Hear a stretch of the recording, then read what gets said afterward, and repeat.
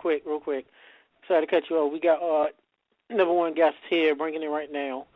Oh, okay. At the top of the hour. This man, wrestling legend, formerly in the great tag team, the Heavenly Bodies, with the great late Jimmy Del Rey, formerly a part of the tag team, the Body Donnas, with the great late Chris Candido. Been all around Smoky Mountain Wrestling, former trainer under WWE in the Deep South Wrestling territory, bringing it right now, live, the man himself, the Dr. Tom Pritchard. Welcome. Gentlemen, how are you tonight? Hey, what's Doing going well. on? How you feeling? Just feeling great, man. Doing a little bit of this, a little bit of that, and thought I'd call in and see what you guys are talking about, see what's happening, and see what the general mood is tonight, I guess, huh? Well, thank you for coming on to our show as always. It's always an honor. Thank you for coming back. First, I want to ask you, what do you want us to call you? You want us to call you the Doctor, Dr. Tom, Mr. Pritchard? No, man, you can call me Dr. Tom or Tom. You know, I prefer Tom because all my friends call me that. The one thing I will say, man, because actually somebody called me for advice today, and I've only talked to this guy one time in 9 months, and it was 9 months ago. And he called me for some advice, and he kept saying, "Hey, bro," and "Hey, buddy." So don't call me buddy or don't call me bro. You can call me Tom. And that's cool. And then we'll be fine. Then they'll know that you know me and I know you. How about that? That's cool. Okay. All right, we got it. Do not call him the BRO or the BUDDY. I'm not going to say it on right, my right. You know, hey, bro, I mean, you know, I've only talked to you like, anyway, it's a long story, but it's one of those days. So, what are you guys talking about tonight? Well, Tom, to kick things off, we were currently talking, my co-host, Tennessee Gameboy, my co-host, Angry Mark, was talking about a lot of people feel the current state of WWE with the ratings being very low. A lot of people feel WWE is in trouble with their stocks plummeting. A lot of people feel Vince McMahon is losing touch. You know, Vince Russo mentioned it on his review. Vince McMahon is losing touch. A lot of other people's mentioned it.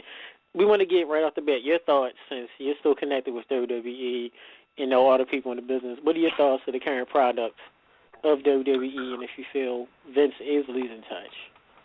Okay. Well, here's the way I look at it. And this is something that's been said for years, and people can debate it, contest it, whatever they want to do. But I always felt that the business did go in cycles. And while Vince is 70 years old, or about to be 70 years old next August, I guess, he might be out of touch.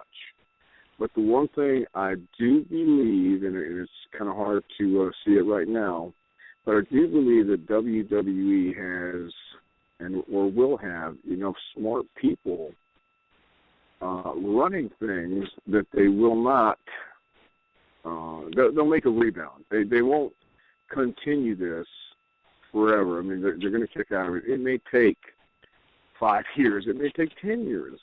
But eventually they're going to kick out of it. Now, that being said, the current state of the business, they have some of the smartest people, some of the smartest producers backstage, actually. I think Joey Mercury, for one, is one of the most brilliant young minds in the business as far as putting matches together and telling a story.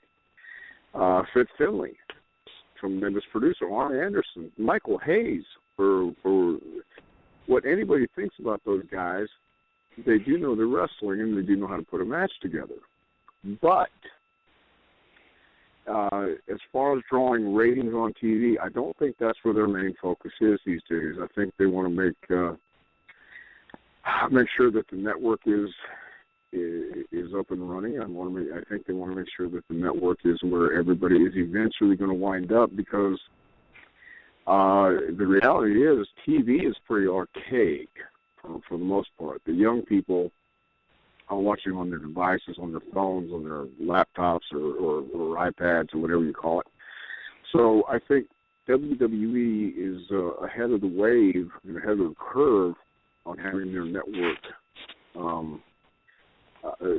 being entrenched in everyone's viewing habits, if you will. So the TV ratings, I don't think they're that concerned about. What they need to find is a superstar that relates to the everyday person or to people who watch pop culture and who are into that.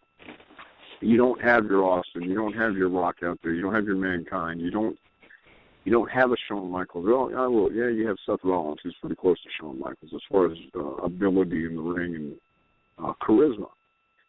But WWE will go through that wave and go through that time, but I do know this about the company. They're relentless, and they're working 24/7 on what to come up with next. I don't know the general climate right now as far as burnout on the creative team and burnout in general there, because everybody there pretty much works their ass off, and they work pretty hard. And at this time, no, they're not in a great spot. But I can't count them out as far as going bankrupt. I know Stephanie and some other people are selling their stocks, but they do that all the time. I just think this is a period that is still a rebuilding period, and I know it's been that way for the past, 4 years at least, and it's going to take them a little longer to come out of it. But don't count them out, because they do have some great people working on the inside or on the backstage. It's just a matter of finding that talent, finding that whoever it may be who has that it, who just captures people's imagination. Right now, I think with everything going on in the world, going on in the country, I just think that it could be me too, man. I mean, I'm not the demographic they're trying to hit, but I think there's a lot of other options and a lot of other avenues for people to spend their entertainment dollar on, and at the same time, you still have your kids who like the John Cenas and like the wrestling. It's just not as many as it used to be during the Attitude Era and in prior years. So while the state of the business may be a little dismal right now, I still think they're going through a rebuilding stage, and I think they will kick out of it. It may take a few years, but they're going to come out fine.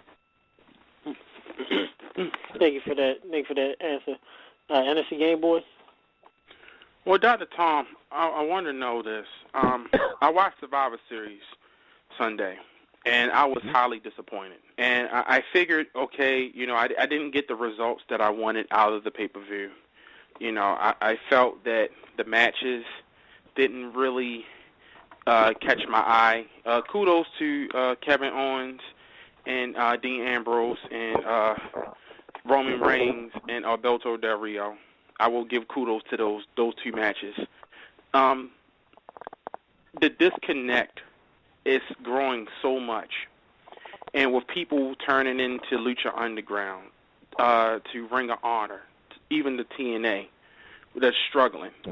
How long do you really think that it will take for a star in the back? Because, you know the guys in the back. You work with them. You see them all the time. How long do you think it'll take to somebody to really come up and catch that brass ring? Daniel Bryan's hurt. CM Punk has left. John Cena is on the verge of getting to that level where he's about to leave.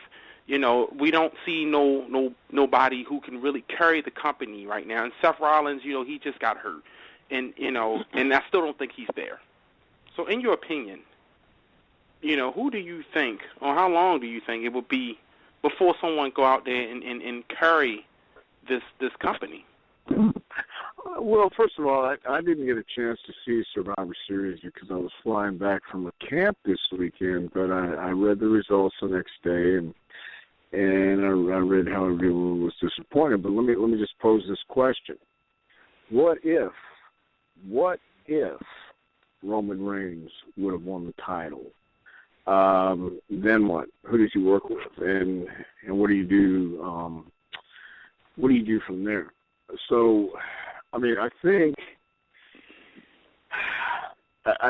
it's going to be a while because you don't. I don't see anyone on the horizon. I don't see anyone from the Performance Center, from NXT, anyone who you look at or you get that vibe from when they come on the screen, or you look at them and you hear them talk, where you just where you can tell there's something special. I read something a couple months back that just kind of stuck with me. It said, trust your gut, trust your instincts, because energy never lies. When Steve Austin came out, he had that energy once he became stone cold. Excuse me. And he was able to be who he really was and is. That energy didn't lie. It was true. Same way with The Rock. Same way with The Undertaker. Shawn Michaels, Triple H, they have that energy. They have that that intangible it factor, and I don't see it with Kevin Owens. I was wrong about Kevin Owens. He can work. I didn't know anything about him. I just was, yes, I made a judgment call. It was a wrong judgment. I admit it. I was wrong. He can work, but he's not the guy to lead the company today. Sheamus looks the part. Has he been involved in anything that makes you excited and makes you just talk about it and you can't wait? I don't know. I mean, it's not. There's nothing really that when you see it you go wow, and you feel that feeling. It's the same thing. I just watched. I TiVo'd Raw from last night, and I just watched the finish of the Roman Reigns Rusev match where Wade Barrett came out. Right. I don't get it, but I'm not there, so I mean, I don't know what they have in mind. I don't know what their plans are, and I don't know if they know what their plans are. I do think it's going to take at least up until after WrestleMania, and there might be some people on the horizon. Here's another thing. The attitude in developmental has changed from we don't want any independent guys. We don't want anybody who's who has these bad habits and has already been exposed on Ring of Honor or wherever else was out there. And now it's just the opposite. They're going after all the stars on these independent shows. So here's another thing I hear is, you've got the stars like Sami Zayn and,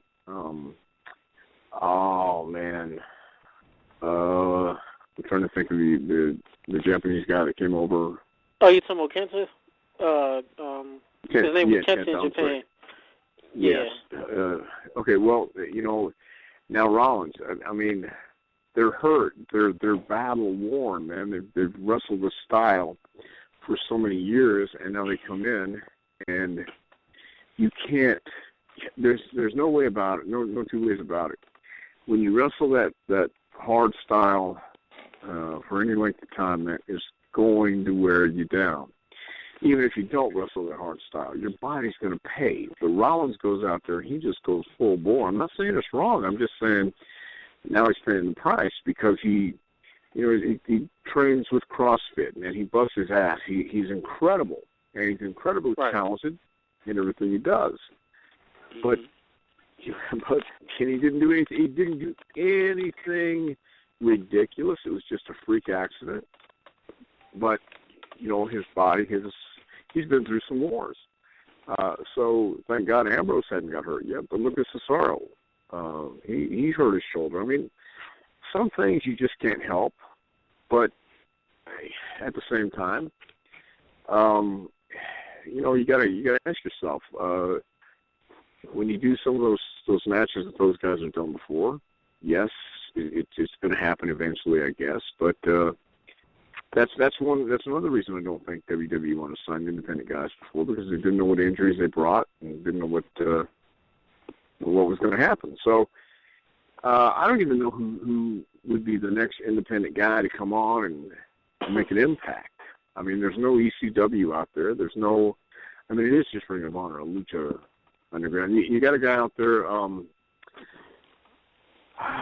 Wolverine. I just had dinner with him in Las Vegas. In Lucha Underground. Looks like Wolverine. Oh, I know you're talking about. Yeah, I know you're talking about. Yeah, okay. You're talking about Cage? Yeah, Chris Cage. Cage. Yeah, okay. I'm going to apologize for just remembering or forgetting, because I knew him in developmental. There's a guy with a ton of talent too. There's a guy who, given an opportunity, I think, could certainly have a place in a major company like WWE. But there's a lot of elements that go into that. There's a lot of elements you have to take into consideration if you're going to be carrying the ball. If you're going to be a Steve Austin, if you're going to be a Rock, then you better either have your confidence, either have your ego, a healthy ego, and you better have the ability and be able to prove yourself every time you go in the ring. And I think that's a big thing going on these days, that these guys are working so hard, man, that there's only so much your body can take. There's only so many bumps you have on your bump card, and there's no substitute for it. You have to go out and do it, especially if you're the champion. You have to go out and do these things. But that's what we find ourselves in the predicament we're in today. So, and I don't know that I see anybody out there on the independent scene, or any of these camps I've gone to. That's the next superstar, the guy that walks in with that electricity, you know?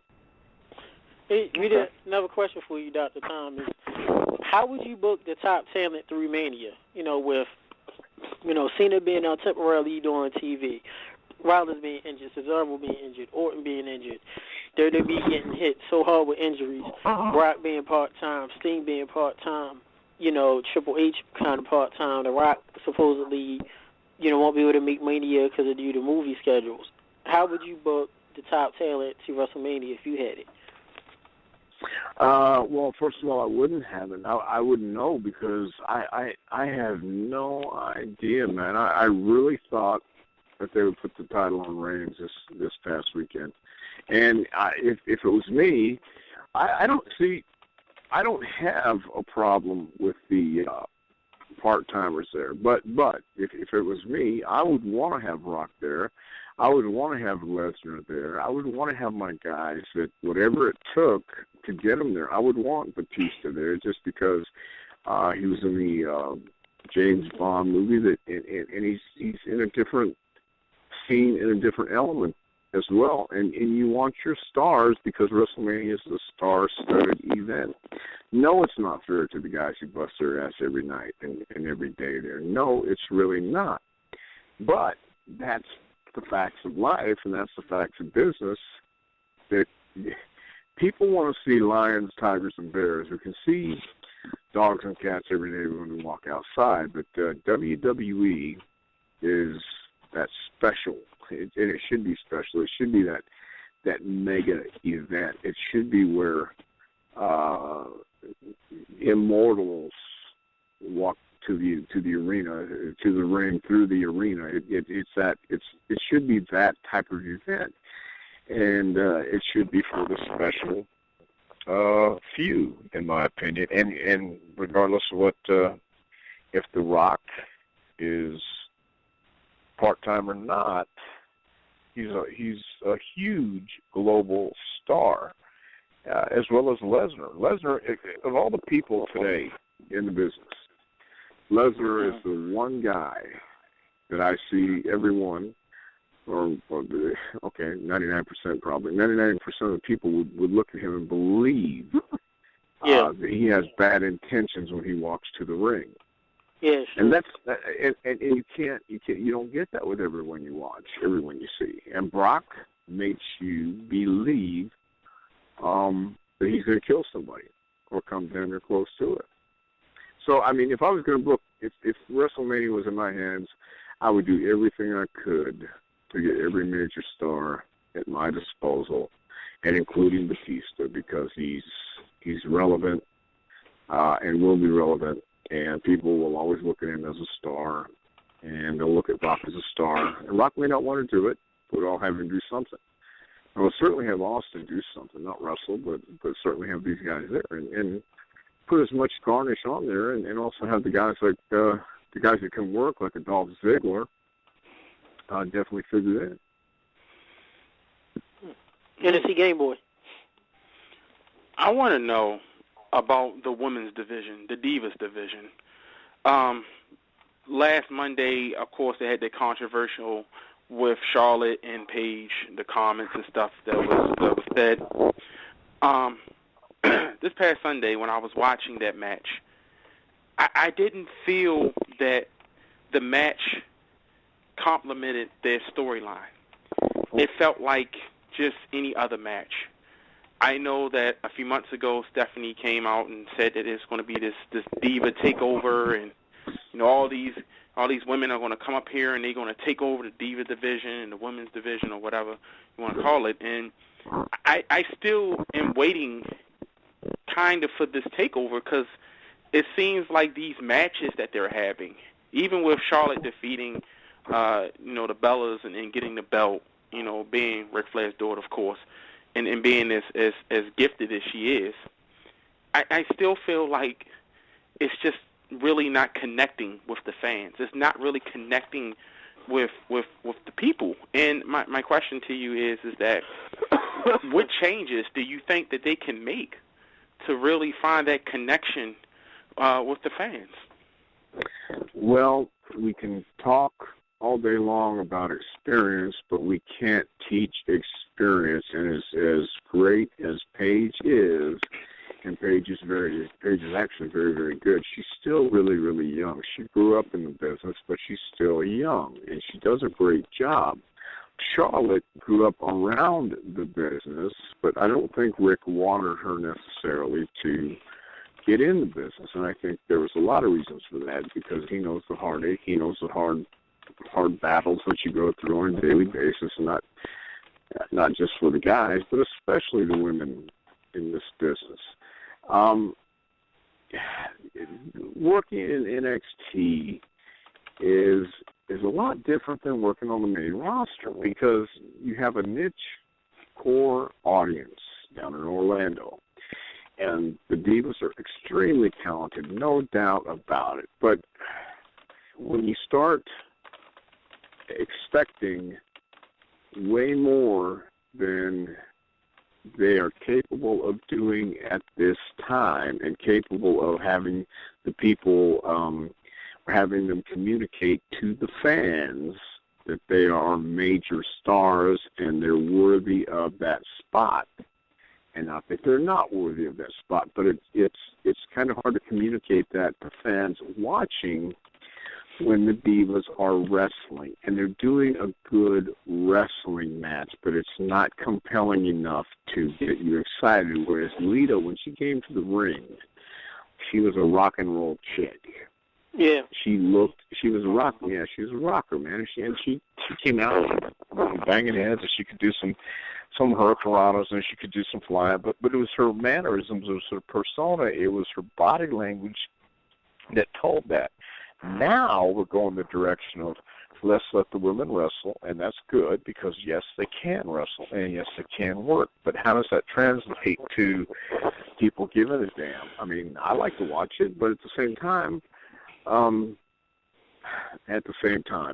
I learned a lesson from the guy who broke me in, Paul Bosch, years ago. He said, look, I like to go fishing, but I also like strawberries. But when I go fishing, I put worms on the hook, because fish don't like strawberries. So if you're trying to get fans to tune in, if you're trying to get fans to tune in and you give them women's wrestling and they want divas doing a cat fight, well, for Christ's sake, while they can wrestle and you're trying to push it on them, okay, they're either going to accept it or reject it. Now, again, I think they're talented. I like the matches they're doing. I'd prefer to have them do that. They're great-looking ladies. They can work. They can wrestle. But is that what all the fans, or is that what the majority of fans want to see, or is that just that niche audience down in Orlando? And it's the same thing that happened to Adam Rose. Apparently he was over like a son of a gun in Orlando. But getting on the main roster, it didn't translate as well. So, I didn't see the matches on Sunday, but I did watch the match they had with Charlotte and, not Charlotte. Was it Sasha and Becky Lynch last night, right?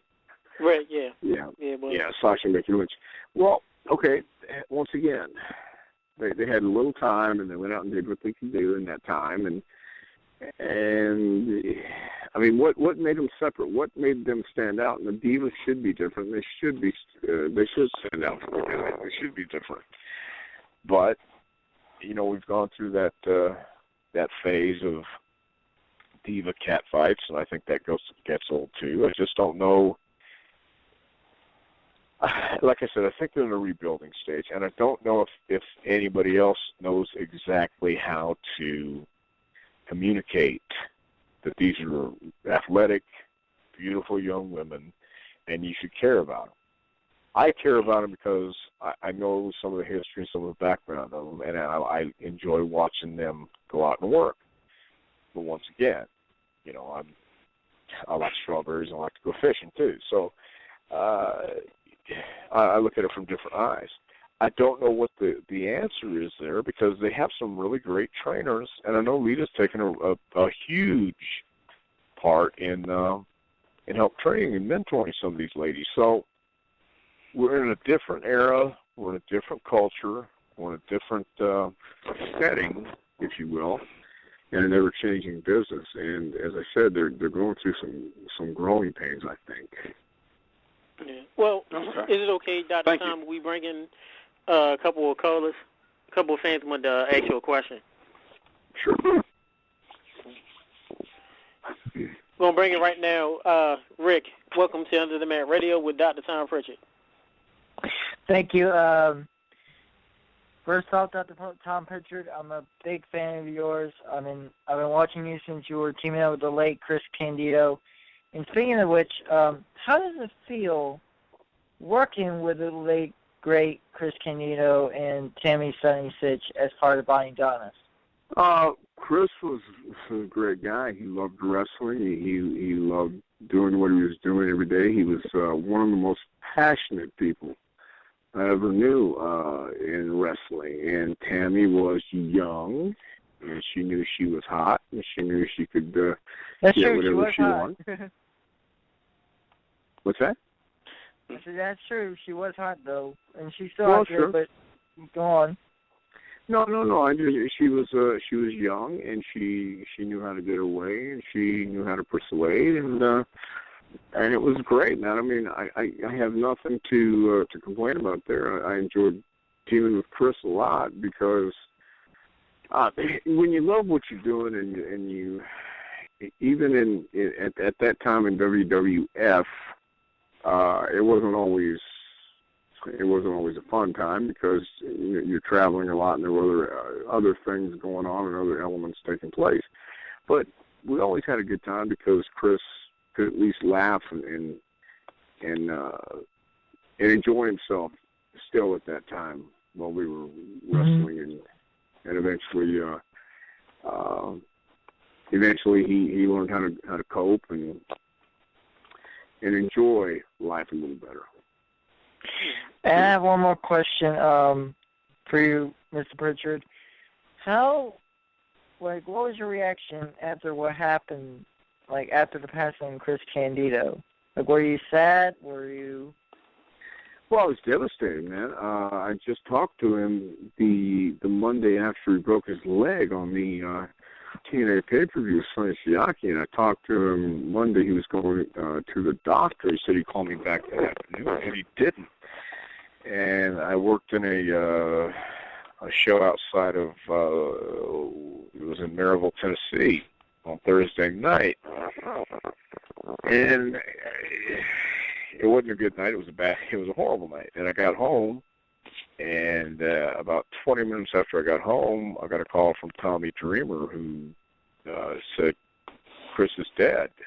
And I said, wait a minute, Chris who? What are you talking about? It could be Candido. He said, and Tommy started crying. He said, Candido. I said, oh, my God, no, what happened? I said, I don't know, but I'll find out and let you know. So I called Tammy, couldn't get in touch with her, but it just, I cried for about 2 weeks, man. I mean, it was terrible. I went into a real bad depression. It was he just straightened his life out. That was the thing. He just had some demons that he pretty much beat, And when I saw how he broke his leg, it was such a freak thing. And then I came flying home. That's when the blood clot happened, and nobody could have ever guessed. Nobody could have ever guessed, and I was devastated. Well, Rick, that's all my questions. Rick, thank you for your time, man. Thanks for calling. Yeah, thanks a lot, man. Hold on. All right. It's our good old buddy Rick we met this past weekend. Big fan of the show. Right now I'm going to bring in our other co-host, Angry Mark. Go ahead, brother. Dr. Tom Pritchard, it's an honor to be here on the show with you. Well, anyone with the name of Angry Mark, I can certainly appreciate it, and the honor is all mine. I have two questions because I don't want to tie up too much time. I want to try and get off the sad subjects here. So lately we've seen, The Undertaker, Bray Wyatt. It's been going on. We know The Undertaker is in the twilight of his career. You've done it all in the business. You've been behind the scenes, developing talent, developing storylines. How would you write the cast-off for The Undertaker? Wow. That's kind of a hard deal, man, because certainly I wouldn't have had him lose to Lesnar, but on looking back on it in hindsight, I would have, I think it was the only way to do it, because passing the torch to Brock seemed more apropos than anybody else in the business. But I don't know how I would necessarily send The Undertaker off except with a big win and a Hall of Fame induction. At the same time, let me just say this. Knowing how generous and how passionate The Undertaker is about the business, I do believe, but I don't believe this would necessarily be the right vibe and the right thing to do, but to get Bray Wyatt over without losing a match would certainly up his stock, but I don't believe that's at that point right now. Lesnar, yeah, because Lesnar again is Lesnar, and he's pretty much can put up and back up what he does. But as far as sending him off, I think let's send him off with his hand up, send him off with all the accolades and then some of Ric Flair. Again, Ric Flair put over Shawn Michaels in his retirement match, and The Undertaker might do that for Bray Wyatt. But once again, The Undertaker is a different cat, a different animal than Flair was or is. So that's something I would have to really think about, how to do it exactly right. And I promise you, those guys are probably doing that right now, thinking, how do we send them off into the sunset without demeaning him anymore? And my other question for you is, you did suffer the loss of a good friend in Chris Candido. And the WWE has instituted a wellness policy to not only, now that they're publicly traded, to protect, their talent and also protect themselves. And if we go back in time here about 3 years ago, we had Jeff Hardy get in the ring with Sting while under the influence. TNA currently doesn't have a wellness policy in place. What are your thoughts on that? And do you think they should institute a wellness policy? If they're serious about taking care of their talent, if they're serious, especially in this climate, in this day and age, with all the heat the NFL's taking for concussions. I wasn't home this weekend, but I think it was yesterday, the football player that took a bump on there was something on the news, some game this weekend where a guy had a concussion. They found out. Let him keep playing. That's insane these days, especially with what we know about concussions, especially with what we know about drugs, especially if we know about how it works. I do think if TNA wants to be a serious company and they care about their talent, it would be wise, not just for them, but wise for their talent, to show that they care and institute some type of drug policy. It's not going to stop the people who want to do it or do whatever they want to do. It's not going to stop it, but it may deter it. It may deter some. WWE, I do believe, did it, yes, to protect themselves, but I also do believe for all the demonization that goes on in that company and of Vince and Hunter and Stephanie and whoever, I don't see them so much as Satan as everybody else does. I do believe that they really don't want anyone to die, not just on their watch, but I just don't think they want anyone to die, period. They don't have to send anybody to rehab. They don't have to intervene. It's not necessarily their job. It's the other guy or other girl's personal choice. So while speaking as someone who had a really good time in the 80s and 90s, I can understand wanting to do your thing and wanting to have a good time, and hey, it's my business, it's my life. Well, eventually, once you get your head put it, you realize it's not just you. It's not just about you. It's about the people you're in the ring with. It's about the people you interact with. It's about your family, and you don't see that when you're in the middle of a fog. You don't see that when you're in the middle of a haze. And part of the going to rehab or the wellness policy is getting you out of that fog and letting you see clearly. And WWE's taken that step. And it may have started out as we got to cover our own ass, but I think it's ended up with it's better off for everybody. So should TNA institute a wellness policy?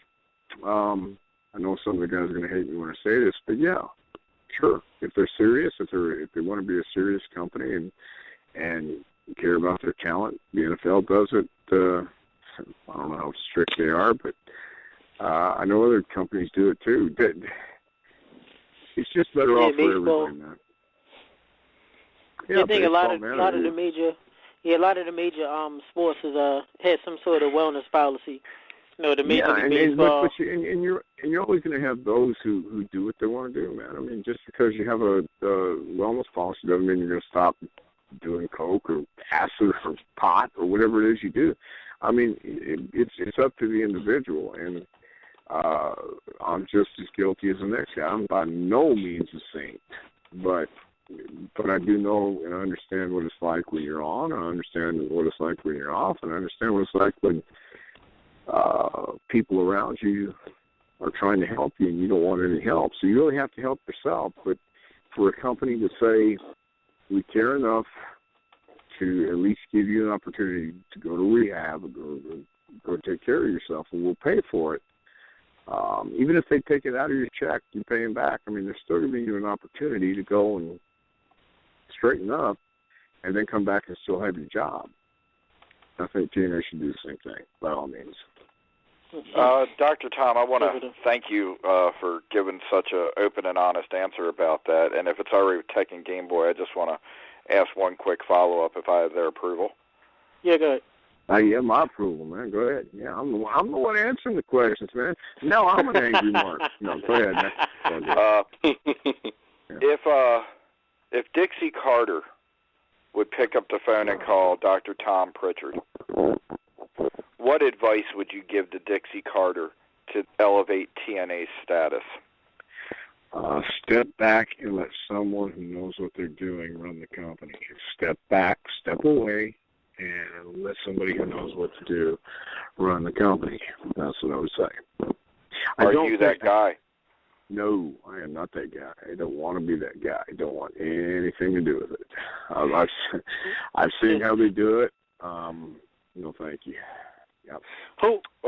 Thank you for your time, Dr. Tom. I'm going to step away, turn it back over to the main co-host, and someday we're going to have to get you on Pro Wrestling in Black and White. So thank you for your time, sir.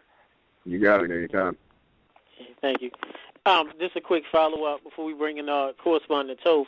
Is Dr. Tom, if Dixie said, okay, I'll step away from TNA, but who would you have replace me? Who would you pick to replace Dixie Carter right now on TNA? I don't know of anybody out there that can undo the damage that's been done to TNA. I think TNA first of all, they're not even on Destination America anymore, right? They're on this thing called Pop. Yes, they're on Pop Network. Yeah. Okay, so I don't even know what that is. I don't have Destination America. I think EC3. There's another guy with talent. There's another guy that WWE really missed the boat on, Derek Bateman. But you know, you can only you can have great actors, but they can't make. It's kind of hard to make ice cream out of shit. You know what I mean? And you can't.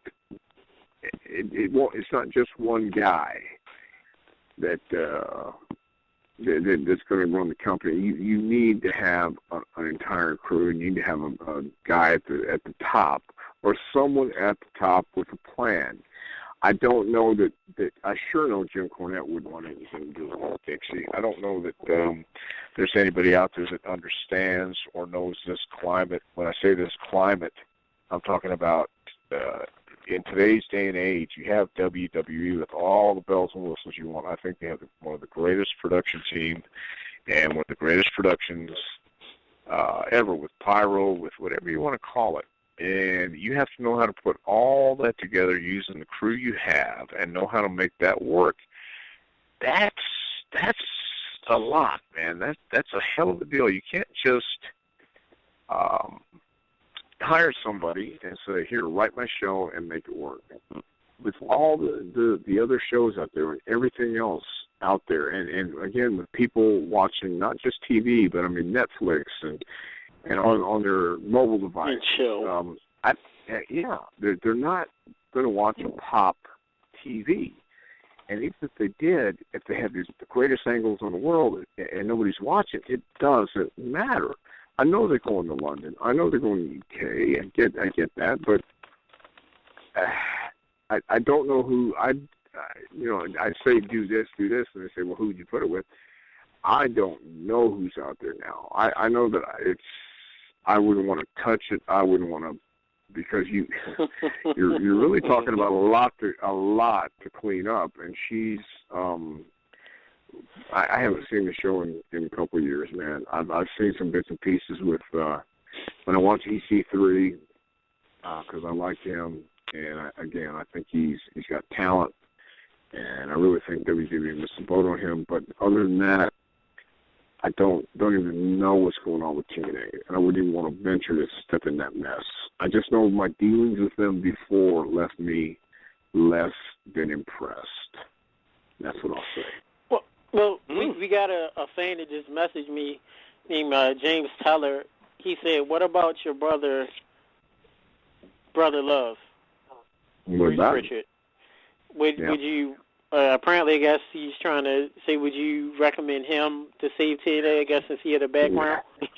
well, yeah, man. I mean, he was there. He did what he did. He did what he could go and do, I guess. But it's not just him who kind of threw his hands up and said, "Man, this is crazy." I mean, there's a lot of people there who will tell you, from Flair to Kevin Nash to Scott Hall to anyone to X-Pac to anyone who has been there and saw the circus the way it was run.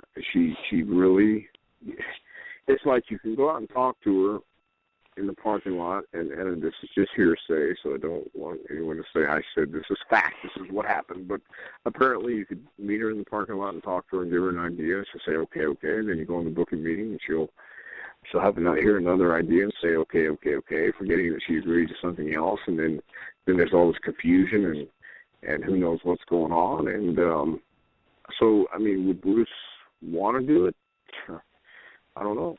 Could he do it? I'm sure he could. But he couldn't do any worse than they're doing now, I don't think. So to piggyback on your analogy, she's basically fishing and using the strawberries as bait, not catching no fish. Right. Exactly. So I mean, you gotta give the people what they want. It's not necessarily what you want. Dixie wants to be on TV, that's great, but does everybody want to see her on TV? That's debatable. No. So, what are you trying to get? You trying to get viewers, or you just trying to, have a DVD of all your latest and greatest hits? So somebody has to know the market. Somebody has to know who they're trying to draw. It's like Lucha Underground. I hear a lot of great stuff about Lucha Underground. Yes. So I mean, they're drawing the audience they want to draw. But what kind of audience is TNA drawing? I mean, I don't know. It's a lot to fix. But we're gonna bring it right now. Other correspondent, welcome to Under the Mat Radio. Oh, hey guys. Hey, Dr. Tom. How you doing today? I'm doing great. I just had a question for you since you were a tag team specialist. What's your opinion on the rise and fall of tag team wrestling? The other day I was just going through some DVDs and stuff, and it occurred to me that the past, I think 3 to 4 WrestleManias in a row, it's always the tag teams that get relegated to the pre-show. Always. It's always the tag teams or a tag team match, like consistently, like for the past 5 or so years, it's always tag teams. I remember there was a time when tag teams could main event, tag teams could draw, and it just seems really bipolar today. What do you think happened? Do you think that tag team wrestling can be saved in the mainstream, or do you think it's a thing of the past?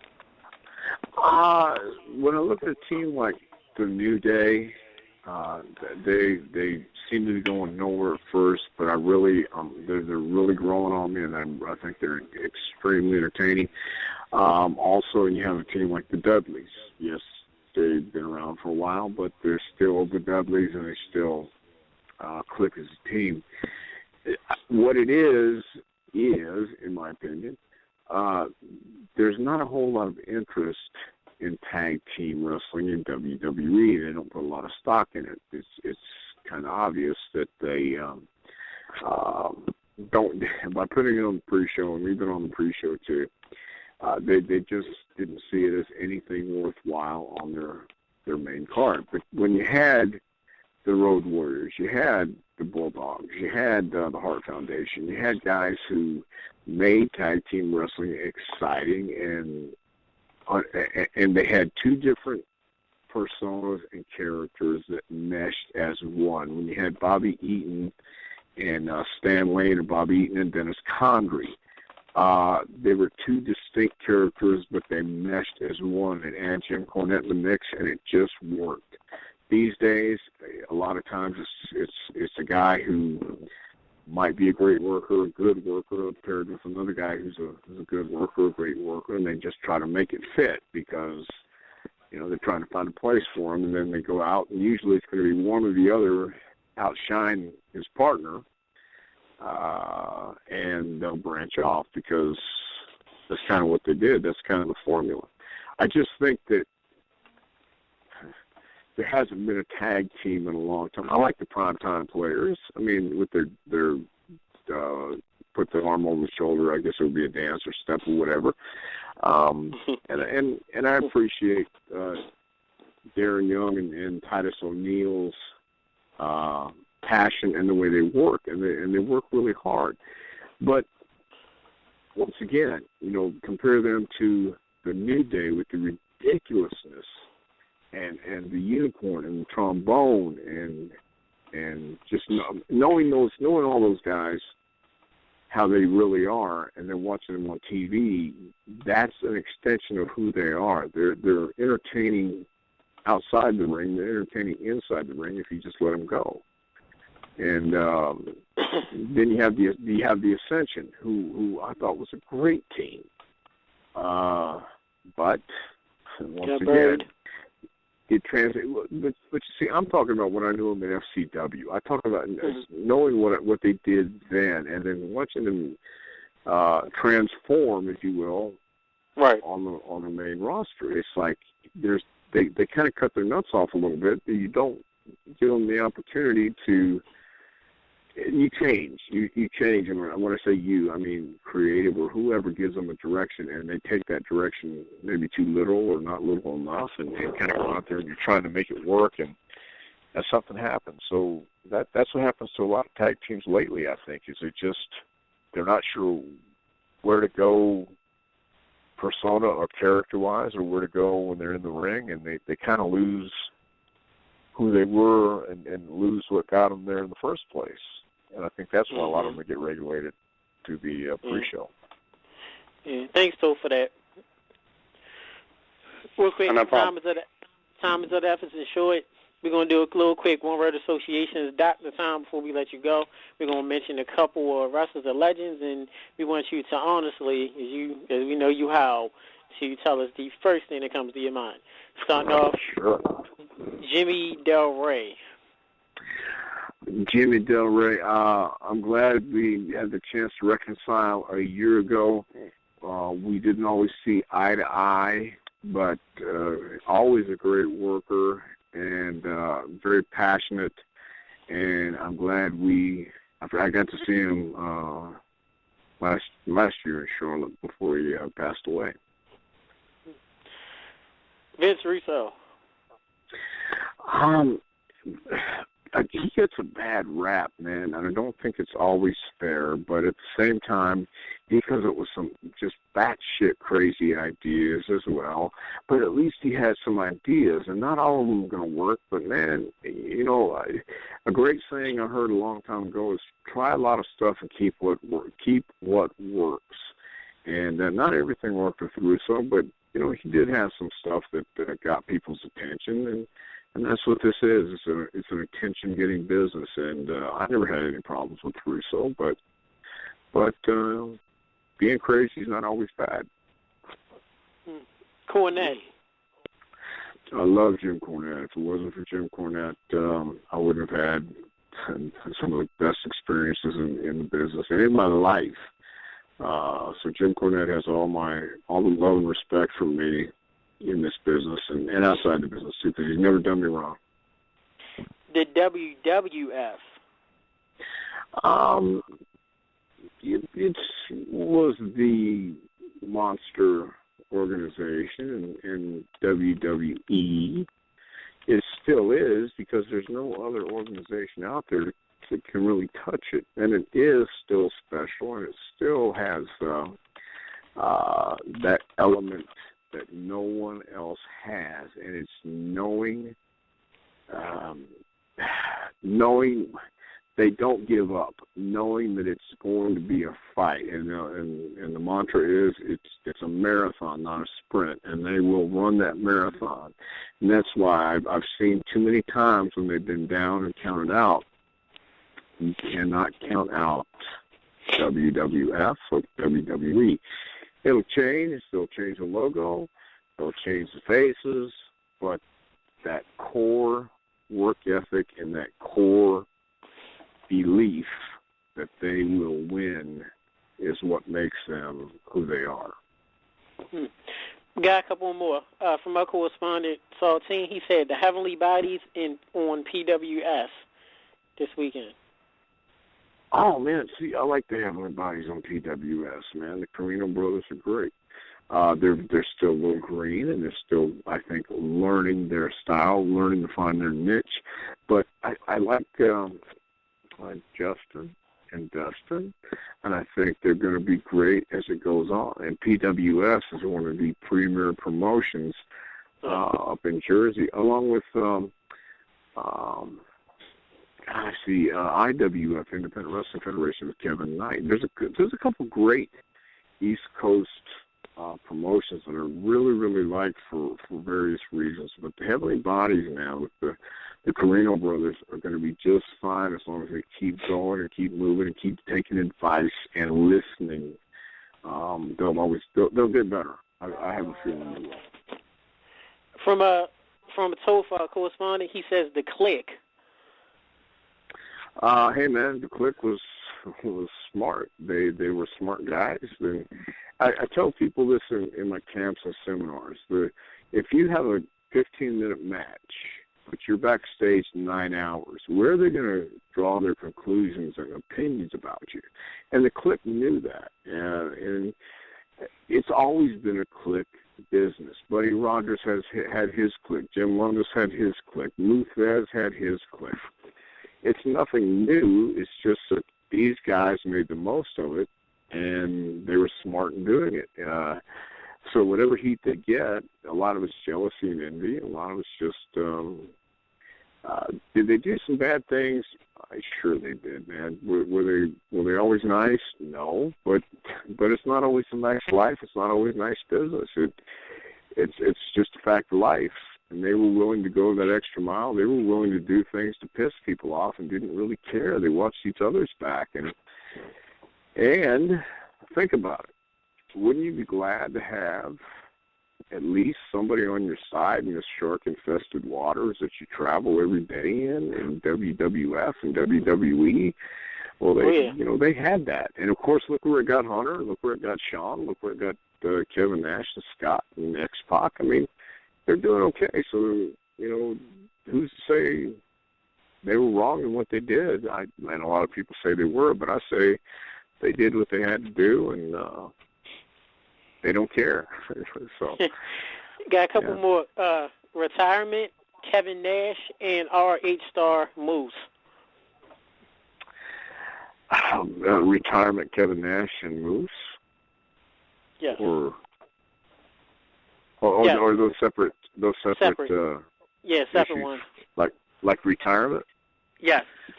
Well, see, here's the deal, man. I think once you're a wrestler, you'll always be a wrestler. If you really love this business, and I really love this business, so I'll do camps for as long as I can. I don't really want to wrestle anymore.